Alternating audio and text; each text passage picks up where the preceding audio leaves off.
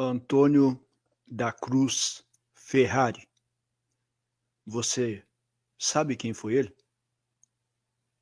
Pois é, complicado, né? Talvez ao dizer esse nome assim por completo, quase ninguém vá saber de quem se trata. Esse é o quadro O Batuque e os Batuqueiros. E eu sou o Pai Kleber Diogum, e se você ainda não segue a nossa página, clica ali no botão seguir, e assim você vai ser avisado cada vez que nós postarmos um vídeo novo aqui no Heranças Afro. E se não for pedir muito, já aproveita e siga também a nossa página no Instagram e no YouTube. Heranças Afro. Aqui a nossa religião é levada a sério. Recadinho dado, pedido feito, roda a vinheta.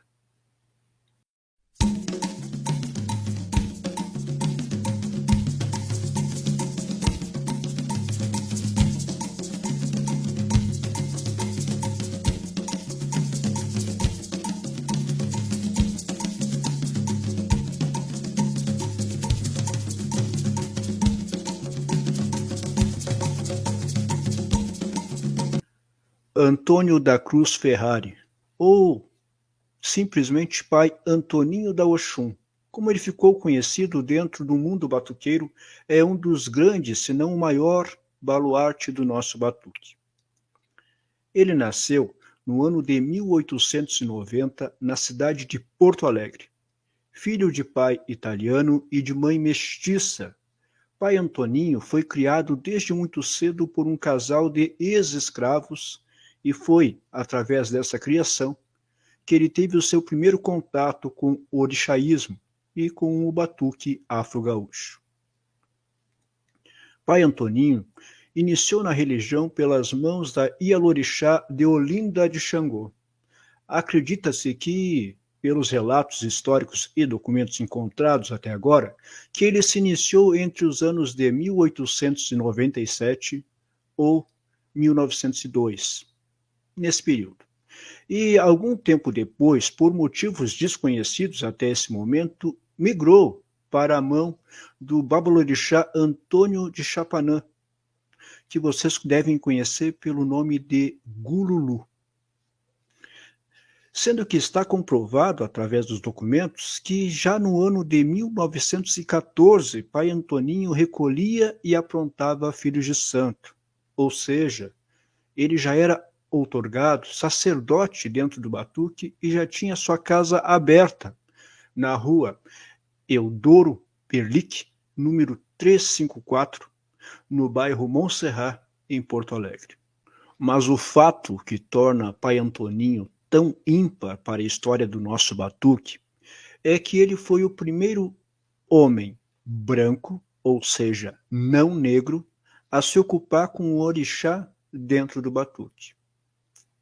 O que causou, é claro, um grande choque cultural e social na época, pois os negros não aceitavam que um orixá alimentado e perpetuado por uma religião negra trazida da África na cabeça e no coração do escravizado, eles não aceitavam que um orixá cultuado dessa forma pudesse ocupar e se manifestar no corpo de um homem não negro, um branco. Isso fez com que muitos sacerdotes da época testassem a mãe Oxum ao extremo, pois claramente duvidavam da veracidade dessa manifestação do orixá Oxum no corpo de Pai Antoninho. Os relatos sobre as provas que submeteram a mãe Oxum são horripilantes e estarrecedores. Todos os relatos que foi passando pelo ferro e pelo fogo que a mãe Oxum se fez respeitar. Pai Antoninho faleceu em 1933, aos 43 anos de idade, vitimado por uma tuberculose. Com a sua morte, aconteceu uma verdadeira disputa pela sua casa de axé, o que acarretou em uma guerra entre alguns dos seus descendentes religiosos, o que fulminou em saques na sua casa de religião, de onde, inclusive, objetos ritualísticos foram saqueados. Acreditem, infelizmente, pois alguns desses acreditavam que ficar com esses objetos lhes daria o poder de Pai Antoninho, citado por alguns como sendo descomunal e fora de série. Seus dons magistas e a força do axé emanado pelas suas mãos eram famosos e reconhecidos por toda a comunidade batuqueira. E isso, gente, em um período em que ou você era ou você não era. Não tinha como iludir, nem lubridiar, muito menos enganar ninguém. Associa-se a esse axé diferenciado de Pai Antoninho a sua vasta relação de bens ao falecer. Sim, Pai Antoninho não era pobre, muito pelo contrário, ele possuía uma vasta quantidade de imóveis em áreas nobres da capital e, inclusive, tinha em seu nome várias salas comerciais no que hoje conhecemos como o Centro Histórico de Porto Alegre. Tudo documentado e registrado, e que os historiadores encontraram após um vasto e minucioso trabalho de pesquisa. Pai Antoninho, apesar de viver apenas 43 anos, deixou uma vasta e reconhecida família religiosa formatada, além de esposa, mãe Valesca de Iemanjá, e de 2 filhos carnais, que, por opção própria, não seguiram a religião. Mas entre os seus filhos de santo, destacam-se mãe Leopoldina de Oxalá, irmã carnal de mãe Donga de Oxalá. Também se destaca mãe Moça de Oxum. Uma das referências que o antropólogo Norton Correia buscou e usou para escrever o seu livro, O Batuque do Rio Grande do Sul, anos depois, né? Mãe Andressa de Oxum, também podemos citar, pai Florentino de Ogum, outro filho dele, e também pai Máximo de Odé, entre tantos outros que no decorrer da história e do tempo se tornaram alicerces da nação de Oió e do próprio batuque afro-gaúcho. Entre tantos feitos e fatos realizados por pai Antoninho, já comprovados pelos historiadores, eu destaquei aqui um para dividir com vocês. A certa altura da vida, por motivos por ora ainda desconhecidos dos historiadores, pai Joãozinho do Exubi migrou para a mão e para o axé de pai Antoninho da Oxum. E esse acabou, depois de certo tempo, assentando os orixás de rua de pai Joãozinho do Exubi.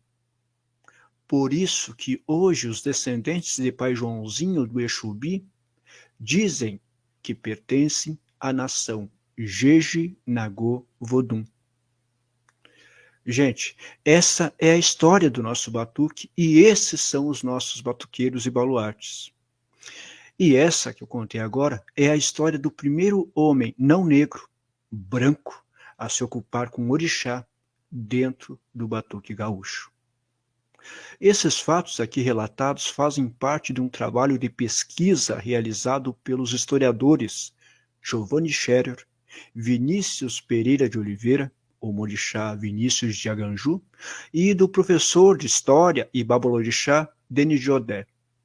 E nós, do Heranças, para argumentar nesse texto, contamos com a colaboração sempre cirúrgica e comprometida com a nossa ancestralidade do Babalorixá Mozart de Iemanjá, sacerdote à frente da Casa de Iemanjá, Axé 11 de Maio, que é o nosso consultor quando se fala em batuque tradicional.